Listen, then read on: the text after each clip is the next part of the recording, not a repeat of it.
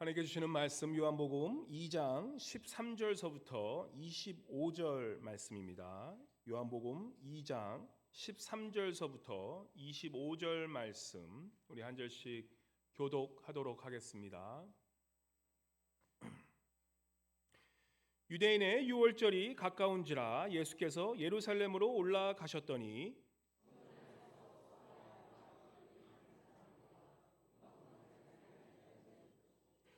노끈으로 채찍을 만드사 양이나 소를 다 성전에서 내쫓으시고 돈 바꾸는 사람들의 돈을 쏟으시며 상을 엎으시고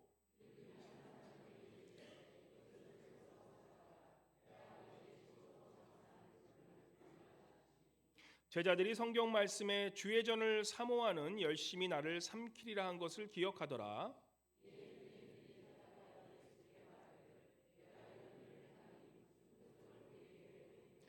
예수께서 대답하여 이르시되 너희가 이 성전을 헐라 내가 사흘 동안에 일으키리라.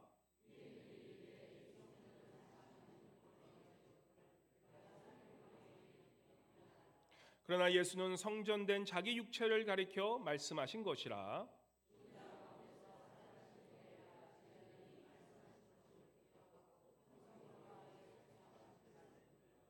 유월절에 예수께서 예루살렘에 계시니 많은 사람이 그의 행하시는 표적을 보고 그의 이름을 믿었으나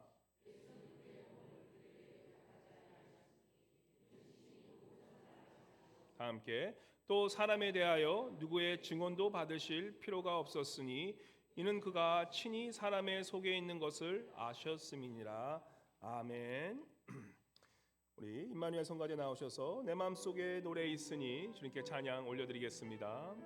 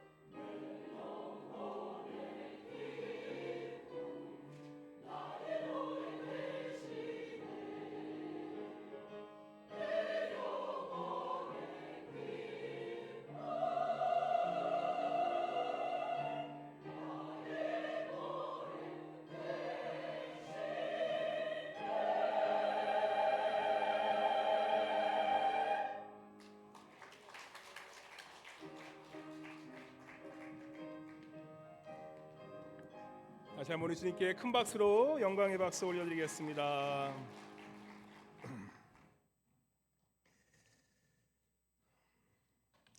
우리 한번 옆에 분 인사하실 때 오늘 한번 환하게 웃으시면서 날씨가 요즘 너무 좋죠. 환하게 웃으시면서 우리 한번 이렇게 인사했으면 좋겠습니다. 우리 세상과 구별된 거룩한 성도가 됩시다라고 이렇게 한번 인사하겠습니다.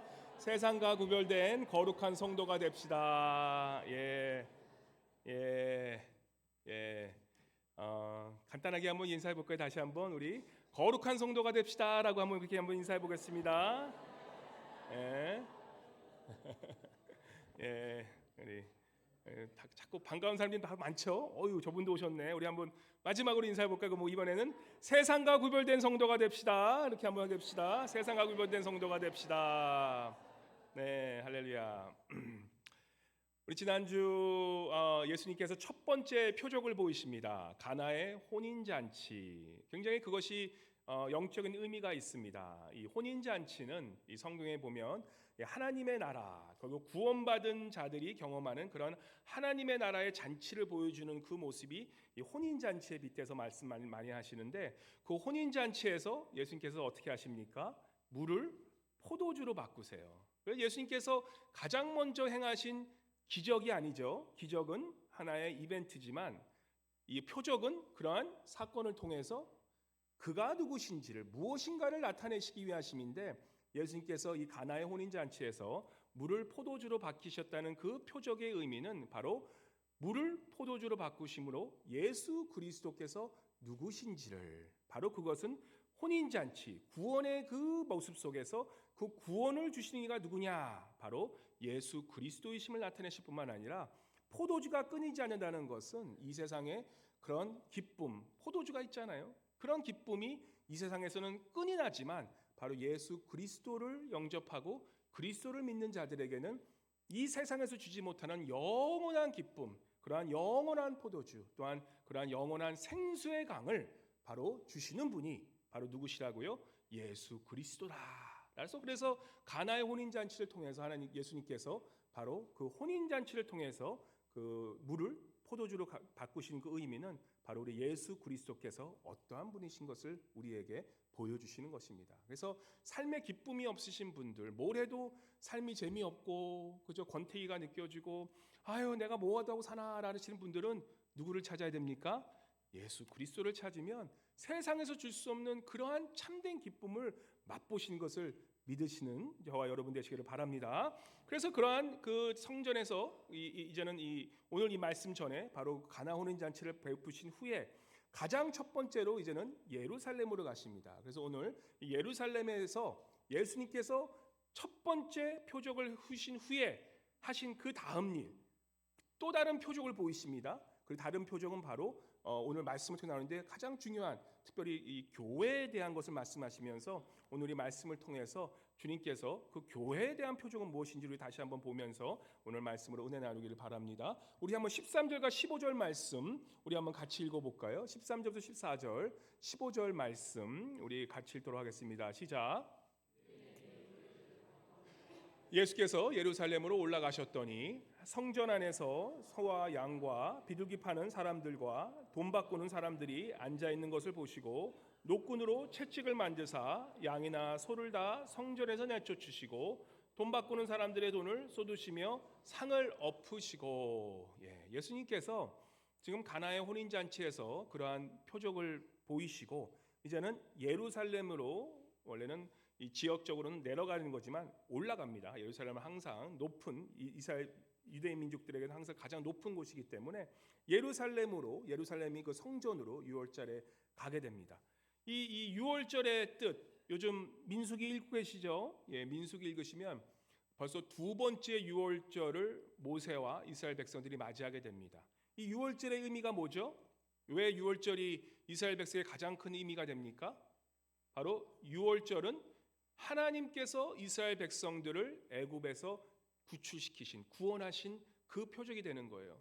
어떻게 구원하십니까?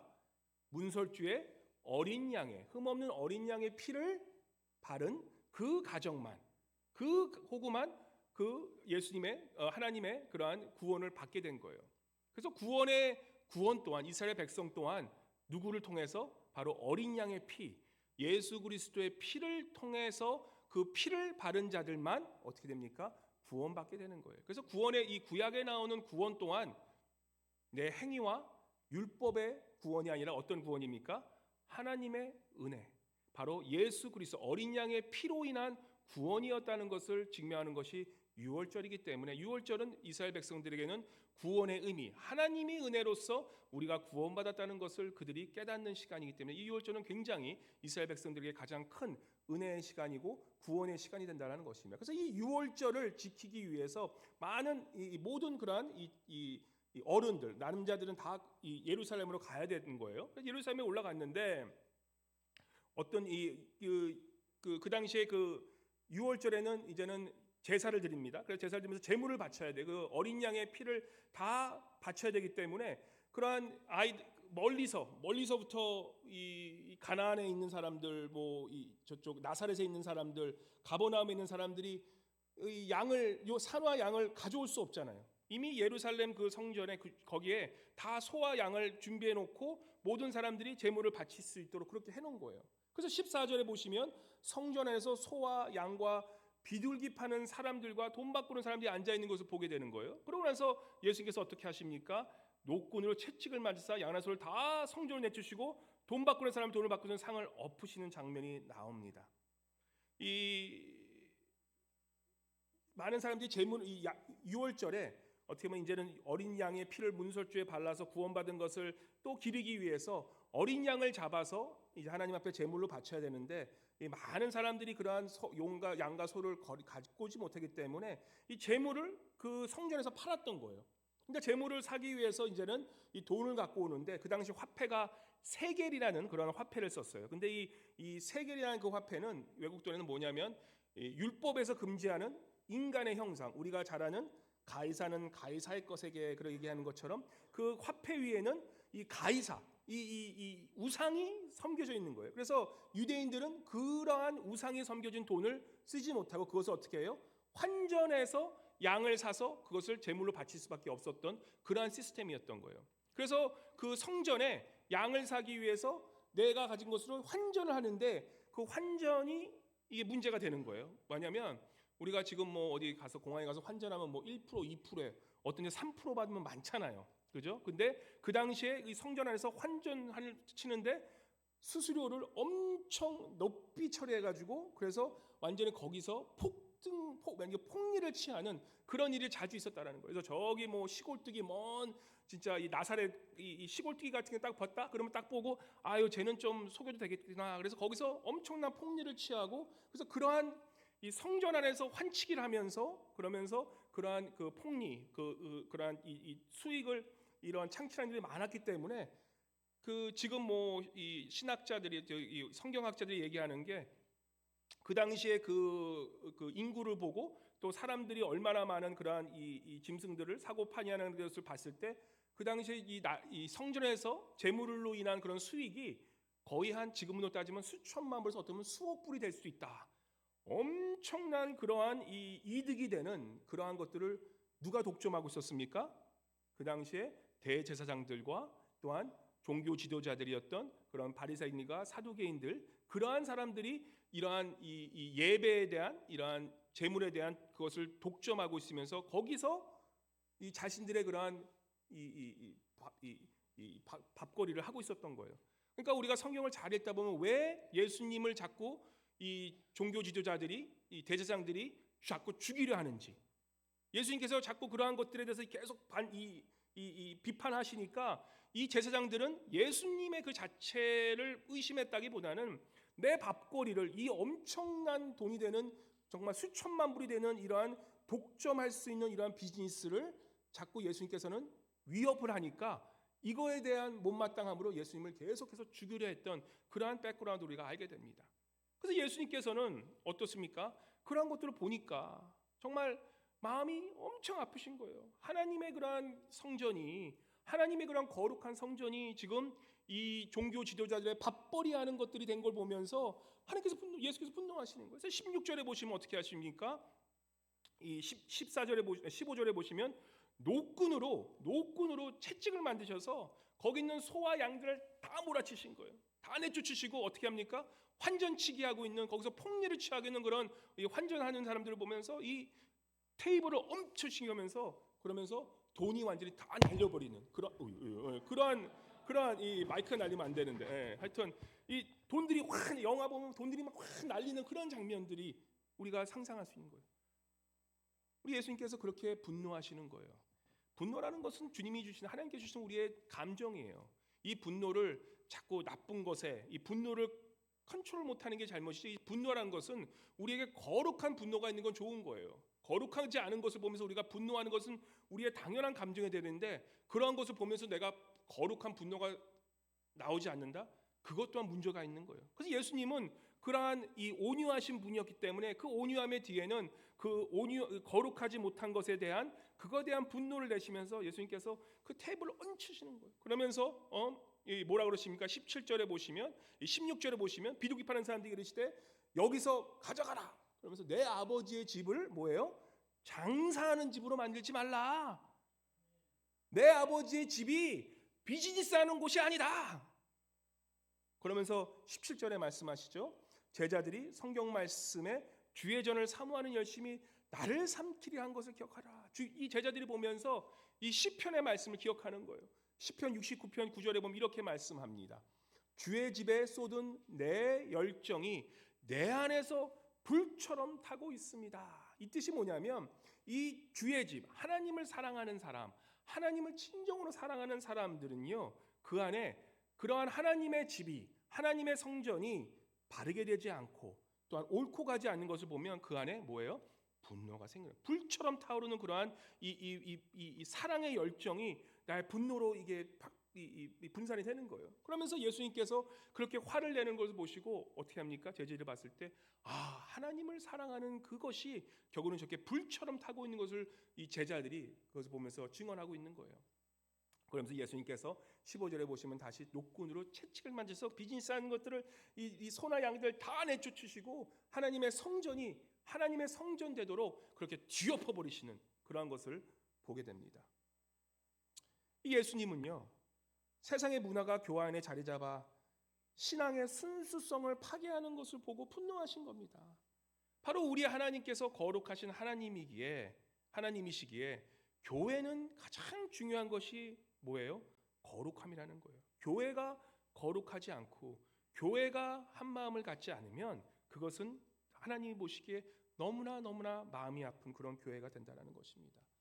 이 하나님의 집이 거룩한 성전으로 정화시키기 위해서 그 하나님께서 그렇게 예수께서 그렇게 하시는데, 그럼 우리가 구체적으로 하나님의 교회, 이 거룩한 성전이 정화된다는 의미가 무엇인가라고 했을 때, 그러면 하나님 우리 교회를 어떻게 정화시킵니까? 어떻게 정화시킬까요? 어떤 분이 이렇게 생각할 수 있어요. 쓰레기와 먼지를 잘 청소하고 저 화장실 청소 잘하면, 여기 이 강대상 잘 청소하면 그거 교회 정화시키는 거 아닙니까? 라고 생각할 수 있겠죠? 그렇게 생각하시면 이제 없으시죠? 웃지도 않으시죠? 그건 아니에요. 그죠? 그 정도쯤은 알고 계시죠? 우리가 교회를 정화시킨다는 것은 교회에서 화장실 청소 깨끗이 하는 게 그게 교회 정화시키는 게 아니에요. 요즘 민수기 읽으면서 이스라엘 백성들 하나님께서 어떻게 하십니까? 이스라엘 백성들 하나님께서 애굽에서 구원시키시고 이 광야에서 훈련을 시키세요. 광야에서 훈련시키는 단 한 가지 목적이 뭔지 아십니까? 38년의 시간을 지나서 가나안 땅에 한 달 만에 들어갔으면 가나안 땅을 하나님께서는 이 광야에서 38년을 뺑뺑 돌리세요. 우리 인간적인 생각할 때는 왜 이렇게 뺑뺑이 돌리냐 그러지만 하나님은 목적이 딱 한 가지예요. 바로 애굽에서 더럽혀진 세상에 세속화된 가치관을 살아가고 있는 그 이스라엘 백성들이 하나님의 백성으로 다시금 태어나는데 어떠한 하나님의 백성입니까? 바로 거룩한 하나님의 백성으로 거듭나게 하기 위해서 그 광야를 훈련시키시는 거예요.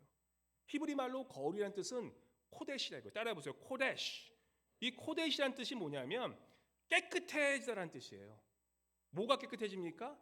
세상의 더러운 가치관과 세상의 더러운 그 모든 그러한 욕심과 욕정과 또한 그러한 것들을 뭐예요? 이제는 깨끗하게 하신다는 뜻이에요. 그래서 거룩이라는 것은 뭐냐면 이 세상의 모든 그러한 더러운 가치관에서 뭐예요? 구별됐다는 뜻이에요.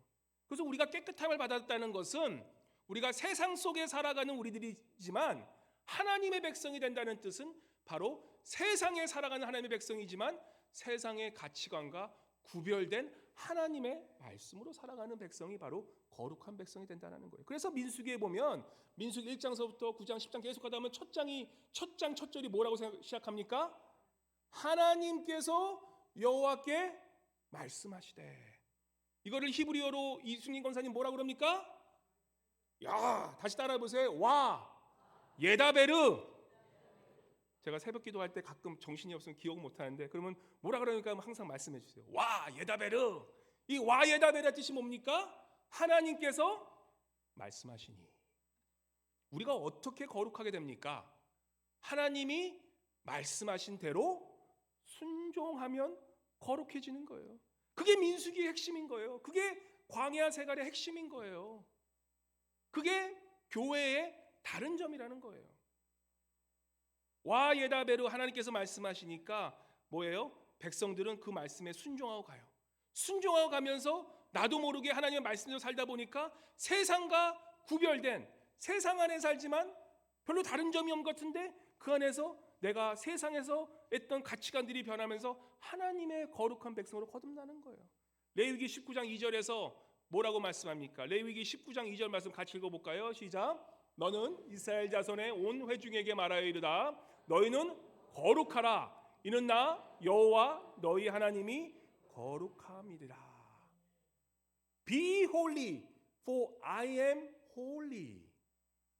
내가 이 세상에서 구별된 여호와 하나님 오직 한 분밖에 없으신 이 하나님이시기에 너희 또한 나의 백성이 되려면 이 세상에서 구별된 백성으로 세워지라 라고 얘기하시는 거예요. 이거를 무슨 세상과 이거 뭐 다 등지고 살라는 얘기가 아니에요. 우리는 세상 안에 살아가야 되는 그러한 사람들이에요. 하지만 세상 안에 살아가지만 세상 속의 문화 속에 살아가지만 그러한 문화 속에서 우리가 거기에 물들지 않고 이 하나님의 말씀대로 거룩하게 살아가는 백성이 되어야 하는 것이에요. 이 민수기 읽다 보면 조금 계속해서 스토리가 좀 이해가 안 돼요. 하나님께서 아주 모세를 통해서 아주 작은 것들을 시키세요. 모세시라 관유 이 회막을 이 기름 바르게 하시고 궤를 떡상을 부속품들을 등대와 부속품 분향단 번제단 물두멍에 성막 전체를 어떻게 합니까? 기름으로 구별되게 하세요. 모든 것들 모든 자손들을 구별시키세요. 성별시키세요. 이 다른 것들을 하나님이 쓰여지는 모든 것들을 어떻게 하냐면 그 기름을 부으사 성별시키시는 거룩하게 구별시키는 것을 보게 됩니다. 그래서 결국에 이 믿는 자들 우리의 이 본 모습은 뭐냐라고 했을 때 우리는 뭐예요? 하나님의 백성이라는 뜻은 뭐냐면 이 세상에 속한 자들이 아니라 이 세상에 살지만 하나님의 거룩한 기름으로 발라짐으로 거룩한 이 백성으로 구별된 자, 바로 그게 우리 하나님 백성들의 정체성이라는 거예요. 그래서 우리 교회는요 화려함이 아니에요. 교회란 뜻은 내가 여기서 우리가 큰 빅 이벤트를 해서 사람을 끌고 다니는 그게 아니에요. 교회는 뭡니까? 교회는 우리가 이곳에서 정말 세상에 있는 교회지만 그 세상 안에서 우리가 세상과 다른 가치관을 가지고 이곳에서 정말 내가 있는 그 일상에서 감사하며 늘 그 감사함 통해서 나를 정결케 하고 나의 그런 모습을 깨끗이 나의 그릇을 깨끗하게 하는 그런 삶, 그러한 분들이 모여 있는 교회, 바로 그 교회가 하나님이 원하시는 거룩한 교회가 된다는 것이에요. 교회는 거룩함을 빼면 실체가 되는 거예요. 처음에 초대교회는 어떤 예배를 드렸습니까? 각 가정에서 살아계신 부활하신 예수 그리스도께 예배 드리기 위해서 모인 교회가 그 공동체가 바로 교회였던 거예요. 그래서 우리가 그 교회를 공동체 뭐라고 합니까? 오이코니아 공동체라고. 오이코니아라는 것은 가족 공동체라는 거예요. 왜 가족처럼 모입니까? 바로 예수 그리스도 한 분을 예배하기 위해서. 그래서 참된 예배자로 서기 위해서는 바로 그 예수 그리스도를 예배하기 위해서 모인 공동체가 오이코니아 공동체, 바로 초대교회의 모습이었다는 거예요. 다른 것도 아니에요. 그 예수 그리스도를 거룩하신 예수 그리스도를 예배하기 위해서 모인 공동체였어요. 근데 그 후에 교회가 어떻게 됩니까? 교회는 그리스 문화에 들어가요. 그리스 문화, 로마가 믿었던 것은 그리스 문화예요. 그 헬라 문화이기 때문에 그리스의 문화를 보면서 많은 철학으로 변해요. 그래서 이 성경에 읽다 보면 우리가 특별히 이 바울서신에 읽다 보면 이 철학적인 얘기가 많이 나와요. 아테네 그 그리스 신화의 선들과 거기에 나오는 뭐 제우스 신들과 싸우고 이 예수 그리스도의 그러한 이 교회가 하나의 기독교 문화가 철학이 되어가는 세상에선 철학으로 변하는 그런 것들을 경험하게 돼요. 그러고 나서 로마로 옮겨가면서 어떻게 됩니까? 교회는 하나의 인스티튜션, 제도화가 돼버려요. 그래서 하나의 나라, 이 국가 정부가 이 기독교 정부가 돼버리고 그래서 제도화 돼버려요. 이 기독교 역사를 잘 보시면요, 로마 제국 초기에 컨스탄티누스에 의해서 기독교 국교로 기독교가 하나의 국교가 돼버려요. 가장 힘이 있었던 나라의 국교가 되어버리면서 이 기독교는 어떻게 해요? 세속 정권과 손을 잡게 돼요. 그래서 결국에는 그 지도자들의 유익을 위해서 그들의 부와 명예와 한마디로 그들의 편의를 제공하는 그러한 수단으로 전락돼 버려요. 그래서 이 천주교, 이 특별히 캐톨릭 교회들이 얼마나 많은 부패들이 있었냐면 바로 그러한 세상의 권력과 손을 잡음부터 캐톨릭이 부패되는 거예요. 그래서 구원을 천국 가는 구원표를 팔아봐서 교회 재산을 모으잖아요. 그래서 결국은 그렇게 교회 마틴 루터가 한 게 뭐냐면 그러한 부패된 교회를 어떻게 해요?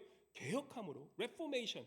우리가 그 개혁이 바로 있었던 마틴 루터를 통해서 교회가 다시 한번 초대교회 모습으로 돌아가는 그 운동이 바로 이 교회 개혁 운동이었던 거예요. 그래서 그것이 문화로 발현하면 이제 유럽으로 가면서 유럽은 하나의 기독교가 문화로 자리 잡혀요.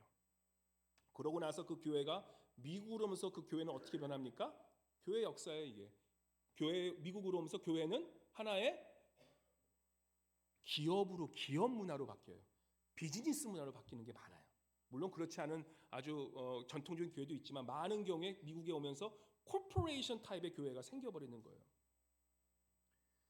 현대 교회들이 참 보면서 우리가 교회 건축의 명목으로 성도들에게 요즘 사실 한국 교회들도 미국의 교회를 많은 영향을 받았어요. 그래서 많은 교회들이 어떻게 보면 이 비즈니스화된 그러한 모습을 참 많이 보게 됩니다. 안타까운 모습이에요. 이 어떤 큰 뭐 대형 교회 목사님들은 MBA 디그리를 아예 조건으로 다는 교회도 있어요. 기업을 CEO로 기업 CEO 정도 생각해서 이 경영하기 때문에 경영하기 위해서 MBA 디그리 받은 사람들을 특별히 우대하고 그런 것들이 있어요. 제가 본 진짜 직접 경험해본 목사님 중에서는 교회를 이제 섬기는데 옮기는데 교회 연봉이 얼마냐? 수십만 불을 더 주면 그 교회로 옮기는 것이 내 목표라고 이렇게 대놓고 얘기하시는 분들도 계셨어요. 정말 죄송하지만 미친 얘기예요, 미친 얘기. 이 돈 벌려면 왜 목회를 합니까? 난 이해가 안 가. 돈 벌려면 비즈니스 하지 왜 목회자로 들어와서 왜 그러고 있는지 모르겠어요. 이 본문에 나오는 이 성전의 모습과 지금 교회가 그리 다르진 않아요. 다르지 않습니다. 찰스 슬레니 목사님 남침대 교회에서 굉장히 제가 존경하는 목사님 중에 한 분, 2년 전에 돌아가셨어요. 2023년도에 돌아가셨어요. 그분이 늘 하시는 말씀이 있어요. 특별히 이 헌금에 대해서 11조에 대해서 얘기하시면서 11조는 그분은 이렇게까지 얘기하시더라고요. 11조 안 내는 건 그건 하나님께 도둑질하는 거다. 저는 사실 제가 그렇게까지 얘기하지 못하겠어요. 왜냐하면 은혜의 때가 오면 하나님이 주신 것을 깨달으면 그때 드린 거기 때문에 그렇게 얘기는 못하지만 사실 요즘 교회가 어떻습니까? 요즘 교회 헌금을 내라는 소리만 하지 헌금을 어떻게 쓰느냐를 투명하게 제시하는 교회는 많이 없어요. 제가 성도의 입장에서 봤을 때 저도 그럴 것 같아요. 교회 와서 헌금 내라는 그런 강조하는 교회는 많은데 교회가 어떻게 헌금을 쓰고 있는지에 대해서 밝히는 교회는 그렇게 많지 않거든요. 성도 입장에서는 저도 그래요. 아니 교회가 되는데 그 헌금을 어떻게 쓰는지 알려줘야 되는데 안 알려주면 나래도 내가 성도 입장에서 봤을 때는 그러면은 내가 직접 좋은 일에 쓰고 싶어 그런 마음이 생기지 않겠습니까? 성경은 하나님께서 어떻게 우리가 드려야 하는 것도 중요하다고 계속 말씀하지만 성경을 잘 보시면 레위기나 이런 보시면 이 성금을 어떻게 나누고 쓰느냐에 대한 강조도 굉장히 하고 계시거든요. 성경을 위해서 3분의 1은 레위인들에게 3분의 1은 우리의 그런 친교를 위해서 3분의 1은 이 불쌍한 사람들을 위해서 바치라고 그렇게 얘기하는데 많은 교회들이 계속 헌금은 내라고 강조하지만 그 헌금이 어떻게 쓰여지는 데인 것은 깜깜무소식인 교회들이 많다라는 거예요. 근데 감사한 게 지난주 우리 교회 선교부에서 선교사님 후원하는 그러한 모임을 가졌어요. 그래서 얘기를 하는데 이제 12번째 선교사님 또 지금 선교하는 그런 선교사님들을 좀 어떻게 좀 더 도울 수 있을까? 그리고 교회 재정이 이제 좀 더 좋아졌으니까 이걸 좀 더 나누기 위해서 이렇게 했는데 저거 거기서 나오시는 말씀들이 이게 헌금이 얼마나 선교사님 우리 성도님들이 어렵게 진짜 내 몸을 바치면서 일해서 그렇게 하는 게 귀하게 드린 돈인데 그냥 쉽게 쓰면 안 된다. 우리가 다시 한번 신중하게 다시 한번 고려하고 드릴 것도 그냥 드리는 것이 아니라 고려하고 또 신중하게 쓰는 것이 중요하지 않냐. 그러면서 아주 신중에 신중을 더하시면서 그렇게 성교사님들 도와주려고 생각하시는 걸 보면서 저는 별 얘기 안 했거든요. 내가 참 보는데 마음이 감사한 거예요. 마음이 감사한 거예요. 제가 어떤 분 이런 교회도 봤어요. 교회 돈 쓰면서 내가 내 돈 쓰는 것 마냥 막 이런 막 어깨 이러면서 이런 분도 봤거든요. 근데 교회 분들 중직 분들이 교회 헌금을 그렇게 조심해서 아주 함부로 쓰지 않으려는 그런 모습 보면서 참 마음이 얼마나 좋은지 선한 일에 쓰는 것 그리고 또 베풀려는 쓰는 것도 그것도 우리가 다시 한번 생각하면서 이 교회 이 헌금을 잘 쓰려고 하는 그런 모습 보면서 마음이 참 좋았습니다. 제가 웃긴 얘기지만 어느 교회는 이 목회자 사례비 더 안 주겠다고 그리고 또 이 목회자는 또 더 달라고 그러다가 싸워가지고 교회가 파탄나고 그런 교회도 있어요. 할 말이 없죠. 근데 우리 교회는 참 감사한 게 제가 여기 있으면서 7년 동안 저를 나타내는 게 아니라 이게 감사한 거예요. 사실 장로님들이 목회자를 굉장히 많이 신경 써주세요. 그래서 목사님 사례비 좀 올립시다 한 3-4번 말씀하셨어요. 근데 저는 그냥 제가 노했어요. 계속 이거 뭐 내가 잘해서 노한 게 아니라 저는 생각하는 게 뭐냐면 목회자가 약간 부족한 게 은혜예요. 교회에서 내가 일한 만큼 다 받으면 뭐 교회 그냥 노동하는 거지. 내가 목회자도 잘 드리는 게 있어야 될 거 아니에요. 내가 조금이라도 희생하고 손해 보는 게 있어야지. 그게 하나님께 봉사하는 거지. 받을 거 다 받으면 뭐 어떡할 거예요? 나중에 하나님께 받을 게 뭐가 있겠어요? 그래서 저는 그냥 조금 부족한 게 은혜라고 생각해요. 그래서 목회자에게 특별히 주시는 훈련, 우리 성도들에게 모두 주신 훈련은 뭐냐면 우리가 하나님께서 주신 그대로 맞춰서 사는 것도 중요한 거예요. 내가 그래서 더 요구하고 내가 이렇게 더 욕심을 부리고 사는 것이 아니라 하나님이 내게 이만큼 주셨으면 거기에 맞춰서 내 생활을 줄일 수 있는 것, 그것도 하나의 가장 중요한 영성인 훈련이라는 것이에요. 뭐 그렇다고 우리 교회가 정말 다 잘하고 있는 것은 아니에요. 하지만 그렇다 할지라도 우리가 세상과 얼마나 다른 가치, 세상은 조금 잘하면 더 많은 것을 요구해서 더 많은 것을 받는 게 세상이지만 우리 교회는 내가 조금 덜 받더라도 내가 조금 더 희생할 것이 무엇인가, 내가 교회에서 조금 더 받는 것이 아니라 내가 교회를 위해서 조금 더 희생할 것 무엇인가를 생각하며 살아가는 것, 그것이 교회와 세상의 작지만 가장 큰 그런 다른 점이라는 것이에요. 참 요즘 한국 교회 보면 마음이 아파요. 그죠? 이 교회가 이런 기업 문화가 한국으로 돌아가면서 한국은 이미 이러한 기업화된 것으로 너무 많아요. 교회들이 프랜차이즈화된 게 너무 많아요. 우리가 그것들을 좀 깨달을 수 있어야 돼요. 또 어떻습니까? 이 하나님의 나라는 영원한 나라이고, 하나님의 나라는 뭐예요? 하나님이 가르친 사랑은 우리가 아셔야 돼요. 그 어떤 이념과 인종과 언어를 초월하시는 영원 불변한 나라가 하나님의 나라임을 믿으시기 바랍니다. 자기의 프레임에 맞춰서 하나님의 나라를 끼워 맞추지 말라는 거예요. 자기들의 편이 아니면 다 적대화시켜서, 물론 그렇지 않은 분도 계시지만 자신들의 돈줄과 권력을 위해 그런 움직이는 편협한 정치 목사들에게 선동되어서 그런 교회들이, 그런 기성교회들이 하나둘씩 늘어나는 것 보면 우리가 정말 기도하면서 회개해야 돼요. 주님께서 말씀하신 게 무엇입니까? 교회의 본질은 거룩하다는 뜻은 내 원수를 내 몸과 같이 사랑하라는 것이에요. 내 원수를, 수요일날 나오신 분들 기억나시죠? 하나님께서 우리에게 말씀하시는 산상순의 가장 중요한 말씀, 교회가 거룩하다는 뜻은 거룩해야지, 세상과 달라져야지. 뭘 달라지는데? 세상은 원수를 총으로 쏴 죽이라고 그래요. 좌파는 우파 총 쏴 죽이라고 그래요. 공산주의가 그거 아닙니까? 우파는 또 뭐예요? 좌파? 저 히틀러는 적 아닌 것들 다 잡아 죽이려는 거예요. 서로 잡아 죽이는 게 세상의 가치관인데, 교회는 어떻습니까? 내 원수를 내 몸과 같이 사랑하라. 우리 교회가 이걸 모르고 살아가면 교회는 한마디로 정치 선동의 끈앞풀밖에 안 되는 그러한 타락한 교회가 될 수밖에 없다는 것을 우리가 깨달으면서, 유튜브 좀 들보세요. 교회는 세상과 구별된 교회가 돼야 돼요. 교회가 세상과 구별된 교회가 돼야 돼요. 이러한 잘못된 교회의 세속화를 방지하기 위해서 우리에게 인식 변화가 필요한 거예요. 많은 성도님들이 보이는 것들을 보면서 이 교회의 그런 것들을 보는데, 교회는요 보이지 않는 것들, 우리 보이지 않는 이 예배, 우리가 예배를 어떠한 모습으로 드리고 있나, 여러분과 제가 말씀을 전하는 제가 내 것을 변하게 해서 말씀하는 건지, 아니면 말씀을 들으시는 여러분이 그저 내가 좀 뭔가 받기 위해서 예배를 드리고 있는 건지. 아니죠. 예배는 하나님께 드리기 위해서 드리는 게 예배죠. 말씀을 전하는 거나 말씀 듣는 거나 내 욕심, 내가 이거 말씀 듣고 좀 이렇게 좀 내가 얼마나 베네핏이 있나, 그거 생각하는 게 아니죠. 예배는 하나님께 드리기 위해서 드리는 게 예배라는 것이에요. 제자 양육, 영적 성장, 이 모든 것들이 보이지 않는 가치가 있는 거예요. 현대교회가 왜 이렇게 기업화됐냐? 우리가 7, 80년대 제가 다녔던 그 풀러 신학교가 있어요. 저 파스는 풀러 신학교에 좋은 분들도 많으시고 좀 약간 세속화된 분들도 많으세요. 기독교 아주 경통 그런 이 복음주의 교회 신학교에도 불구하고 거기에 이제 피로 웨그너라는 목사님이, 유명한 목사님이 계셨어요. 그 교수님.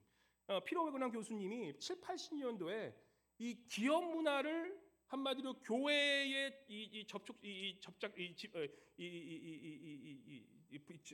적용하시면서 그 세상의 그러한 대기업의 그러한 지표들, 보이지 않는 수치, 그 전까지만 해도 교회는 막 큰 사람이 와도 교회가 커졌다는데, 그때까지만 해도 교회의 그런 중요한 지표라는 것이 그런 개념이 없었던 시대거든요. 근데 피로하거나 목사님이 딱 보면서 교회에 얼마만큼의 이러한 수치와 얼마만의 헌금과 얼마만의 이러한 것들을 다 수치화 시켜버린 거예요. 그러면서 사람들이 딱 보면 그 수치만 보면 대기업의 그런 꼭 이런 이 파이낸셜 스테이트먼트 오는 것처럼 교회 잘 되고 있네, 안 되고 있네. 교회가 한마디로 이 프랜차이즈가 된 거예요. 이 피로 와그나 목사님은 나중에 회개하셨어요. 내가 이렇게 한 게 이 교회를 굉장히 이 비즈니스 이렇게 타락화시켜버린 이런 것 때문에 그분은 회개하고 나중에 하셨는데, 지금 우리 교회는 계속 이런 것들을 쓰고 있다라는 거예요. 교회의 목표는 수치나 그런 이 세상 기업 같은 그러한 보이는 것의 성공이 아니라 보이지 않는 것의 그러한 거룩함의 목표를 두고 나아가야지, 우리의 그러한 삶의 이 교회의 지표가 보이는 것을 계속 가다 보면 교회는 타락의 길로 갈 수밖에 없다는 것이에요. 물론 교회가 잘하고 교회가 열심히 하면 이런 보이는 수치들은 따라오게 되어 있어요. 그걸 무시하자는 건 아니에요. 하지만 우리가 그런 것들이 목표가 되면 교회는 어느 순간서부터 이 타락의, 세상과 똑같은 세속화의 길을 가게 된다는 것을 우리가 알고, 그 정도쯤 우리가 알고 우리의 재직으로 계셔야 된다는 것입니다. 그래서 우리 교회는요, 보이지 않는 변화, 성도들의 성숙, 우리가 얼마나 거룩해지고 우리의 삶이 어떻게 하나님께 더욱더 가까이 가는 그런 것들이 어떻게 보면 수치화돼야 되는데, 그런 것도 수치화될 수가 없잖아요. 보이지 않는 거잖아요. 우리 알래스카 동양선교교회는 정말 세상의 가치관이 아닌, 그런 세상에 보이는 이 수치, 그런 기준표가 아닌, 보이지 않지만 가장 귀한 우리는 하나님의 그런 말씀, 하나님의 그런 거룩하심, 그런 하나님의 그러한 말씀이 정말 우리 삶에 얼마나 있는가를, 그것을 보고 우리 교회의 그러한 그것을 교회의 표적으로 삼고 살아가는 그런 우리의 참된 교회 되시기를 주님으로 간절히 축원합니다. 두 번째, 참된 교회가 무엇인지 말씀하시면서 이 교회에 대한 의미를 다시 한번 주님께서 말씀하세요. 우리 18절 말씀 보시면 생각해 보세요. 이제 교회 18절 말씀 보면은 갈릴리 출신의 이제 시골뜨기 예수 그리스도께서 이 젊은이가 와가지고 그 위대한 예루살렘 성전에 와가지고 그 큰 성전에서 지금 뭐 합니까? 완전 난장판을 만들어 놓은 거예요. 사람들이 어떻게 반응했겠습니까? 아니 저 젊은 머리에 피도 안 마른 저 녀석 저게, 사람들이 막 아마 지금 놀래가지고 자빠졌을 거예요. 이 18절에 예수님께서, 이 유대인들이 예수님께서 말씀하신 것입니다. 18절 말씀 한번 같이 보세요. 시작. 이에 유대인들이 대답하여 예수께 말하기를 내가 이런 일을 행하니 무슨 표적을 우리에게 보이겠느냐. 뭐라 그럽니까? 유대인들이 예수님께서 대답하여 예수께 말하기를 내가 지금 이렇게 하는 이유가 도대체 뭐 하는 거냐 너. I don't understand. 왜 지금 와서 이렇게 난리를 피고 난동을 피우냐. 뭐를? 표적. 어떠한 것을 나타내기 위해서 네가 이런 도대체 너의 숨겨져 있는 그 의도는 뭐냐? 뭘 나타내기 위해서 이렇게 성전을 얻는 이런 일을 하냐? 표적을 얘기하는 거예요. 바로 그때 주님께서 말씀하시죠. 19절 말씀, 예수님이 누구신지를 보여주시는 거예요. 19절 한번 같이 읽어볼까요? 19절 읽겠습니다. 시작. 예수께서 대답하여 이르시되 너희가 이 성전을 헐라 내가 사흘 동안에 일으키리라. 뭐예요? 이 성전을 헐라 내가 사흘 동안에 일으키리라. 도대체 이게 무슨 말씀인가? 이스라엘 백성들, 유대인들은 성전이라는 개념은 예루살렘 성전밖에 없는 거예요. 예루살렘 성전이 성전이지 다른 성전을 얘기한다는 것은 있을 수도 없는 거예요. 근데 그래서 주님, 이 유대인들이 뭐라고 반응합니까? 아주 주님의 말씀과는 동문서답을 해요. 20절 말씀 같이 읽겠습니다. 시작. 유대인들이 이르되 이 성전은 46년 동안의 지었건을 내가 3일 동안에 일으키겠느냐 하더라. 어떻게, 이 동문서답이에요. 그죠? 너가 어떻게 이러한 성전이 우리가 지금 46년 건데 이거를 3일 만에 다시죠? 말이 안 되는 거예요. 이게 무슨 뭐라고 그럽니까? 이런 대화를 이런 대화를 평행론 대화라고 얘기해요. 평행론. 서로 만나질 못하고 계속 이 사람은 이 얘기하고 저 사람은 저 얘기하는 거예요. 우리가 그런 분들 가끔 얘기할 때 있죠. 내 얘기만 계속해. 그럼 나는 뭐예요? 내 얘기만 계속해. 결국에는 자기 얘기만 하나 끝나버려. 지금 그러고 있는 거예요. 예수님께서는 지금 분명히 진리에 대해서 성전에서 얘기하시는데 이 유대인들은 뭔 소리 하는겨? 성전은 예루살렘 성전밖에 없지? 같은 얘기를 하는데 다른 얘기를 하고 있고 그것이 도저히 맞춰지지가 않는 얘기예요. 근데 21절에 주님께서 딱 한마디 하십니다. 성전이 무엇이냐라고 얘기하시면서 21절 말씀 같이 읽어볼까요? 시작. 그러나 예수는 성전된 자기 육체를 가리켜 말씀하신 것이라. 우리가 성전에 대한 파라다임 시프트가 필요해요. 우리 기성세대 교회 기성교회 다니신 분들도 교회라고 생각하면 뭐예요? 제가 자꾸 말씀해서 교회는 건물이 아니라 얘기하기 때문에 어느 정도 이해는 했지만 우리 예수님께서 직접 말씀하시는 거예요. 예수님께서 뭡니까? 바로 내 성전은 뭐예요? 자신의 육체를 가르치면서 템플을 얘기하시는 거예요. 보이는 유형의 건물이 아니라 바로 예수 그리스도의 그 몸, 보이지 않는 무형의 그 몸이 바로 성전이라고 말씀하시는 거예요. 비록 이 지상 최대 가장 아름다운 건물의 그런 교회일지라도, 교회 건물일지라도, 저 우리 한국에 정말 5천억을 진 그러한 화려한 건물일지라도 이 교회 성전들, 아름다운 성전 뭐 있습니까? 이 성당들, 교회 성당들 보면 성당들이 옛날에는 성전이었어요. 가우디가 만든, 우리 유명한 그 가우디가 만든 프랑스에 있는, 스페인에 있는, 스페인 바르셀로나인가요? 그 교회 이름 뭔지 아세요? 성당? 사그라다 파밀리아를, 사그라다 파밀리아. 예, 그 사그라다 파밀리아 가보신 분 아마 한두 분 계실 거예요. 얼마나 아름답습니까? 우리가 얘기하는 그 파리 옆에 있는 그 노트람 이 성당들 얼마나 아름답습니까? 그죠? 근데 그 성당들이 지금 어떻게 돼 있습니까, 다들? 예, 지금 그 유럽에 있는 많은 성당들은 예배드리는 곳이 아니라 이제는 관광 명소가 돼 있다고 몇 번 얘기하잖아요. 관광 명소로 전락해 버렸어요. 보이는 성당, 이런 성전들이 이러한 것이 이 교회가 아니라는 거예요. 주님께서 말씀하시잖아요. 19절에 다시 보시면 이렇게 말씀하십니다. 너가 이 성전을 헐라 내가 사흘 동안에 일으키리라. 이 말씀은요, 성전의 본질을 말씀하시는 거예요. 그러면 교회가 무엇이냐? 성전이 무엇이냐? 교회란 것은 무엇이냐면 바로 우리 예수 그리스도의 몸이, 예수 그리스도 어떻게 하십니까? 이 22절 말씀만 같이 읽고 22절 같이 읽겠습니다. 시작. 죽은 자 가운데서 살아나신 후에야 제자들이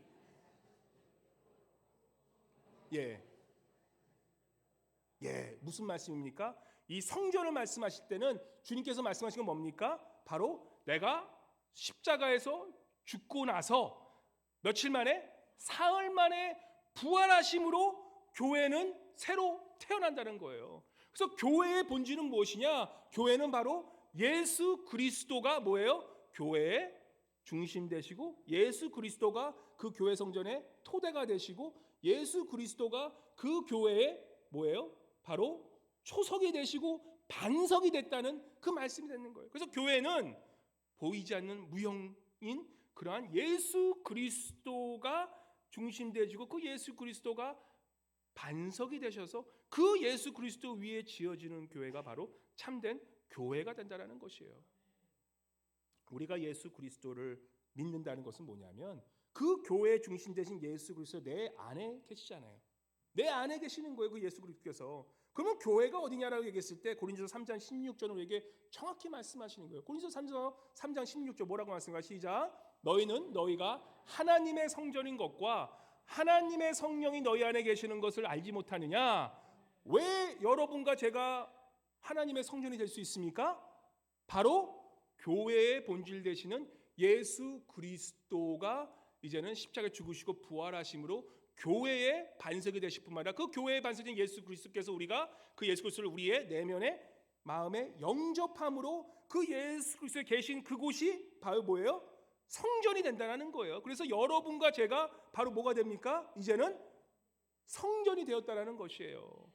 참된 교회는 여기도 아니요 저기도 아니라 바로 너희 안에 있다라는 거예요. 바로 우리 안에 바로 그 예수 그리스도가 계심으로 바로 우리 교회, 바로 이 교회는 바로 우리 몸 안에 있다는 거예요. 그래서 교회는요, 교회의 본질로 다시 돌아가면 교회는 뭡니까? 예수 그리스도가 머리 되시고 예수 그리스도가 바리, 몸이 되시는 거예요. 몸통. 그리고 우리 모두는 뭡니까? 바로 예수 그리스도의 지체가 된다는 거예요. 바리 파츠가 된다는 거예요. 그게 교회의 참된 의미고 그게 초대 교회의 모습이었다는 것이에요. 근데 가끔 교회를 보면 어떻습니까? 교회가 보면은 특별히 한국 분들마다 더 그래요. 교회는 학연과 지형과 혈연에 묶여서 그렇게 교회를 세워나가는 걸 봐요. 그죠? 같은 교회 안에서도 어유 내 고향 사람이요? 막 챙겨줘요. 어이구 내 학교 선후배였네. 야 너랑 나랑은 야 이제 하나다. 보니까 내 사돈이었네. 어유 사돈 일로 와. 세상에서는 이런 공동체, 이런 줄타기, 내 라인 이런 게 먹혀요. 이렇게 하면 힘이 되거든요. 근데 교회는 희한하게 그러한 혈연과 지연과 학연으로 모여진 교회들은 어떻게 되는 줄 아십니까? 나중에 꼭 망한다고 할 수는 없고 그건 좀 너무 심한 표현이고 꼭 깨져. 꼭 깨지더라고. 꼭 깨져요. 진짜 그래요. 저는 교회가 혈연과 지연과 학연으로 만나는 건 나쁘지 않다고 생각해요. 그렇게 만났을지라도 하나님의 뜻을 그렇게 만날지라도 그 교회가 빨리 예수 그리스도가 중심된 예수로 연결된 그 교회가 되지 않으면 그 교회는 소망이 없어요. 예수 그리스도가 연결교회가 되지 못한 교회는요 나중에는 다 흩어져 버려요. 왜냐하면 인간의 욕심은 끝이 없거든요. 그렇기 때문에 우리가 교회는 뭐냐? 예수 그리스도가 교회의 중심인 줄 알고 그 예수 그리스도에 모인 한 사람 한 사람이 우리가 예수 그리스도의 부름받은 심을 알고 그래서 교회가 되어가는 그게 창정한 교회라는 것이에요. 우리가 다시 한번 민수기 돌아 구약에 가면은 예수님께서 이제 하나님께서 이제는 이스라엘 백성들을 그 유월절을 그 어린 양의 피로써 그 문설주에 바른 그 백성들을 다 구원해 내셔서 이제는 그러한 300만 명에 가라는 그 백성들을 어떻게 합니까? 광야에서 훈련시키세요. 근데 거기서 어떻게 합니까? 불기둥과 구름 기둥으로 움직이시면서 훈련시키세요. 그 훈련의 그 목적은 아까 말씀드린 것처럼 뭐예요? 바로 나를 죽이고 그리스도의 순종, 하나님께 순종하는 그러한 법을 배우기 위해서 그러한 법을 만드세요.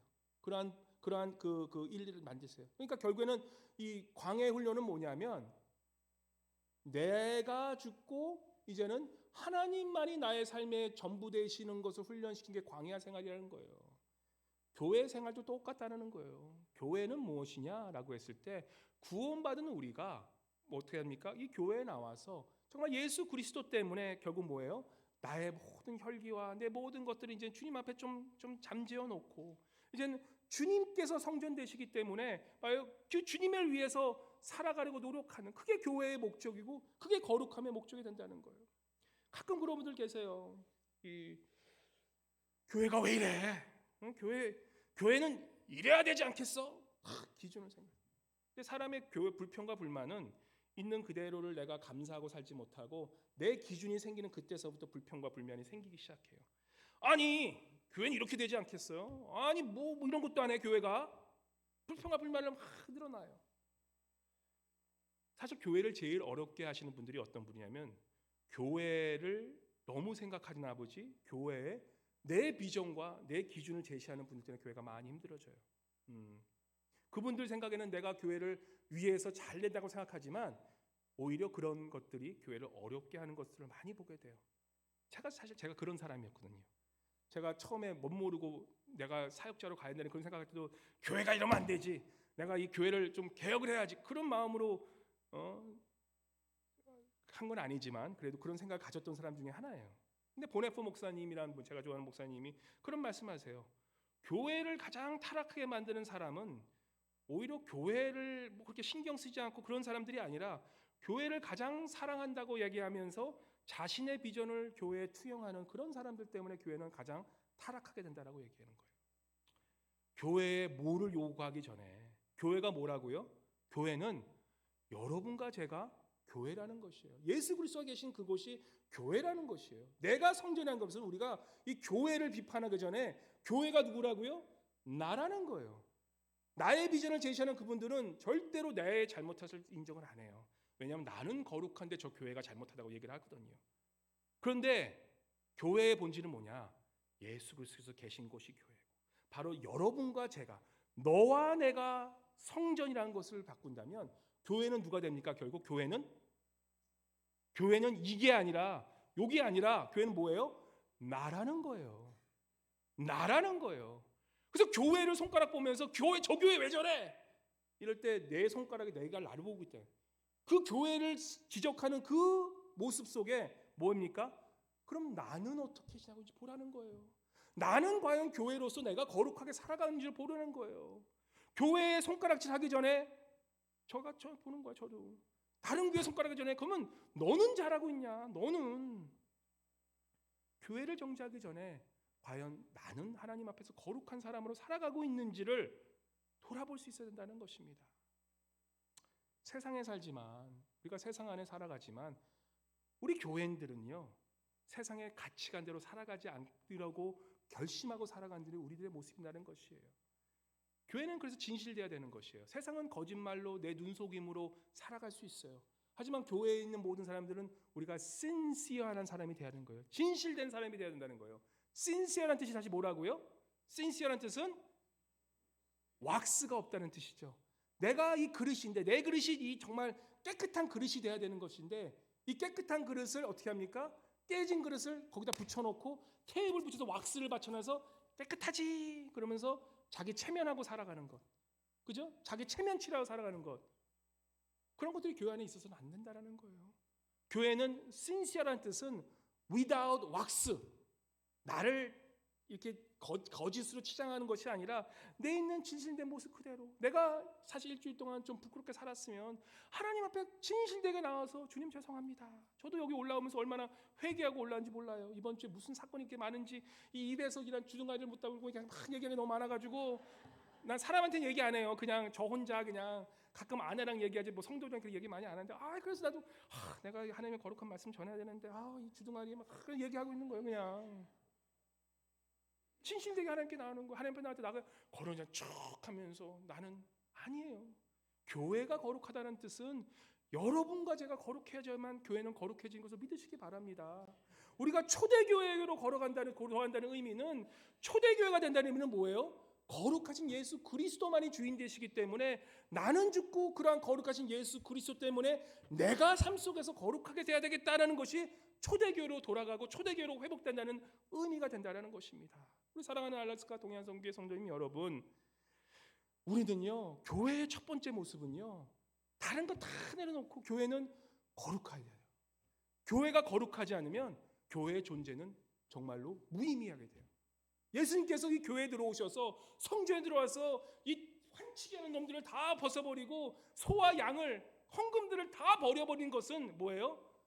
교회가 거룩해지기 위해서 세상의 가치관대로 살아가는 그러한 모든 것들이 교회를 세속화시킨 그러한 모든 것들이 이제는 우리가 세상과 구별된 모습으로 하나님의 말씀대로 살아가야 하는 그런 백성들이 모인 것이 교회이기에 그러한 교회를 위하여 주님께서는 첫 번째 하신 일이 교회, 바로 여러분과 저를 정화시키시고 거룩한 백성으로 나아가서 회개하고 나아가기 원하시는 그 모습이 바로 우리 예수 그리스도의 교회 정화의 사건의 의미가 된다는 것입니다. 그래서 오늘 우리 사랑하는 성도님 여러분, 우리 교회, 알라스카 동양 선교교회, 우리 교회들, 한국의 교회들이 주님의 참된 교회로 되기 위해서 우리가 기도할 것이 무엇입니까? 그 교회 잘 되라고 기도하지 마시고요. 내가 교회이기 때문에 이 교회가 아니라 저 교회가 아니라 내가 스스로 교회이기 때문에 내가 주님 앞에 세상에 세속된 가치관이 아니라 하나님의 말씀 와에다 베르대로 내가 힘들더라도 순종하고 살아가겠습니다. 그렇게 살아가지 못하는 것에서 내가 이번 주도 회개하며 주님의 거룩한 백성으로 살아가겠습니다라고 그렇게 고백하고 나아가는 진정한 거룩한 우리 알라스카 동양선교회 모든 교회들 되시기를 주님의 이름으로 간절히 축원합니다.